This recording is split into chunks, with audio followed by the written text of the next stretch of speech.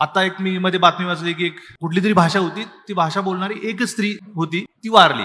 ती गेली आणि तिच्यासोबत ती भाषा पण गेली. आणि गंमत असते, आता ती भाषा होती, स्वतंत्र एक चिन्ह व्यवस्था होती. ती एक महिला जी गेली, जी भाषा बोलत होती, ती महिला, ती भाषा कधी सुरू झाली काय माहित, किती लोक बोलत असतील, किती काळ त्या भाषेनं ती संकेत व्यवस्था, चिन्ह व्यवस्था आणि संवादाचं माध्यम म्हणून ती राहिली असेल. आणि अचानक ती एक बाई होती शिल्लक राहिलेली, त्या बाईसोबत ती मेली. तुम्ही गृहीत धरा की मराठी भाषा आहे आणि एकच बाई बोलतेय आणि मराठीत ती बोलते, तिला दुसरं बोलायला कोण नाही, आता संवाद साधायला नाहीये, ती मरते. आता ही अवस्था कशी होऊ शकते? मराठीची चिंता बऱ्याच जणांनी व्यक्तही केली आहे, ती अवास्तव आहे असंही म्हणतात. कधी मला ना ते जरा भीती वाटते कधी कधी, की मराठी किंवा कुठली भाषा मला वाटतं आधी बेइज्जत होते, सडनली मरते अशी. एक तर तुम्ही मराठी बोलणारी 100 माणसं, 100 माणसांना घेरून तुम्ही मारून टाकलं तर 100 माणसं मारतात आणि 100 माणसांसोबत एक भाषा पण मरू शकते, जर तेवढीच माणसं मराठी किंवा एखादी भाषा बोलतात. अन्यथा प्रदीर्घ काळात भाषा मरत असेल, त्याचं मरण जर असेल तर कशी मरत? संस्कृत आता आपण कमी बोलतो, प्राकृत गेली, इतक्या भाषा गेल्या. एखादी भाषा जर मरत असेल तर मला वाटतं ती आधी बेइज्जत होते. कुठली भाषा थेट मरत नाही, आधी ती बेइज्जतच होते. म्हणजे मला मराठी बोलताना माझ्या भाषेची लाज वाटायला लागते. मला माझ्यापेक्षा हिंदी बरं वाटते, इंग्लिश बरं वाटते, ह्याच फक्त मला